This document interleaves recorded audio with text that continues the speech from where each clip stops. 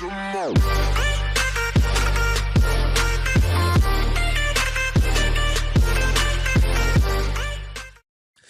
guys, what's going on? This is John Base, and I'm here to reel you into another Warcraft discussion video.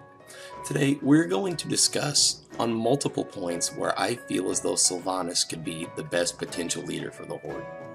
Now, a couple of days ago, I did a video on my opinion on who the best, stand-in leader for Anduin would be for the Alliance, and of course, not to misconstrue that, saying matter-of-factually that Anduin, is a terrible leader for the Alliance. I think he's gonna do a good job, and I think he shows a lot of potential.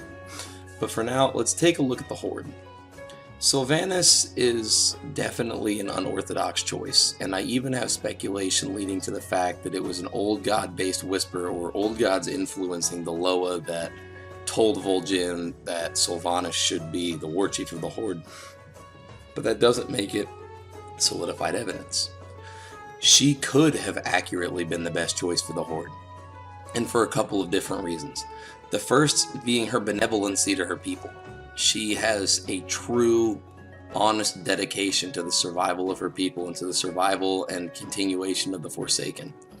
Her purpose is to, kind of forego death to allow these people to have a second chance at life. Now, there is a bit of a problem with this theory, because she doesn't give them a second chance at their own life. She gives them a second chance at the life she wants them to lead. During the Undead Starter Zone quests, you are resurrected by a Valkyrie, or at least the post-Cataclysm ones, and you are told that you have three choices.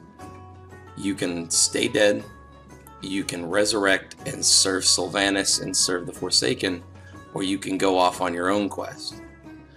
Well, if you take the latter option, it's stated very factually that the Forsaken, the undead that don't follow the Forsaken and don't follow the Banshee Queen, if they fight against her, if they fight against her cause in any way, then they'll be executed. They'll be put right back down. Now, to me, that has some restrictions in itself into the whole freedom of will aspect, into the whole second chance at life aspect. To me, something about that doesn't feel right. So, let's go on to my next point. In the very beginning of the Warcraft universe, more toward the events of Warcraft 3, Sylvanas Windrunner was a rather generic character.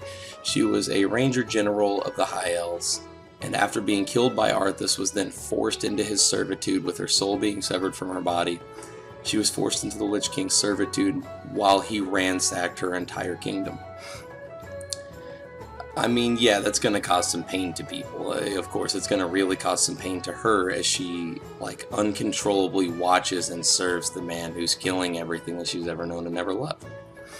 That by itself is definitely going to have some willful and emotional repercussions. Those willful and emotional repercussions are what allowed, at least by my belief, what allowed Sylvanas to escape the Lich King's grasp, or to escape Arthas' grasp. Now let's fast forward a little bit.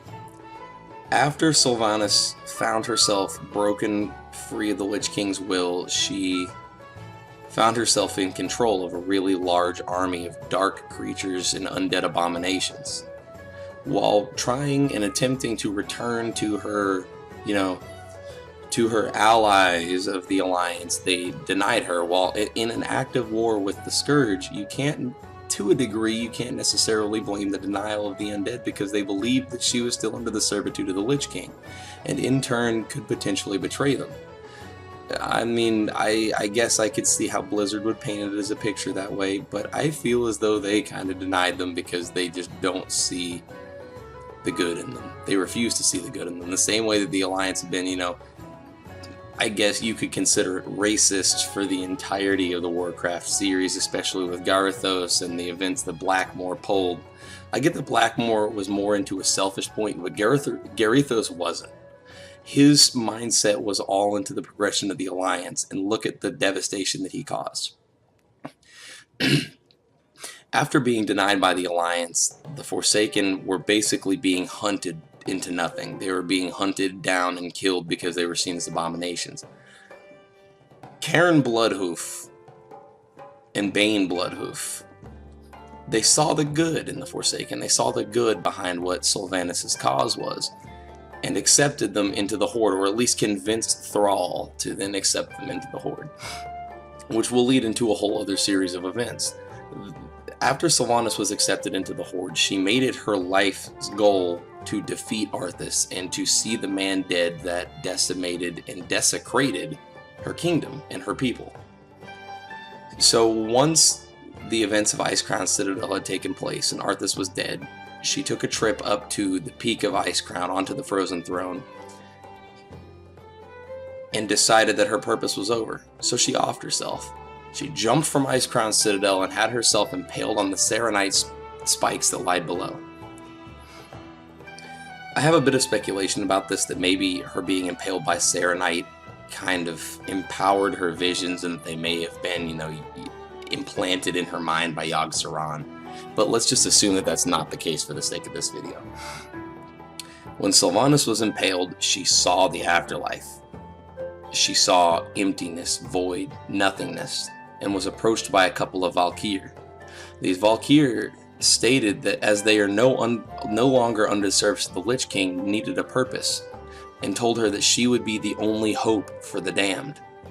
So they resurrected her, and they gave her another chance, and decided to pledge themselves to the allegiance of the Forsaken, which then brings us into the post-Cataclysm events, such as, like I listed earlier, the Valkyr resurrecting the Forsaken and giving them their option, giving them the option that Sylvanas decided was the necessary choice. The Valkyr, we saw during a Cataclysm quest in the Silverpine Forest how disgusted Garrosh was with what Sylvanas' activity with the Valkyr was. And then when she said, the only difference between me and the Lich King is that she serves the Horde, Garrosh told her to watch her clever mouth and called her a bitch.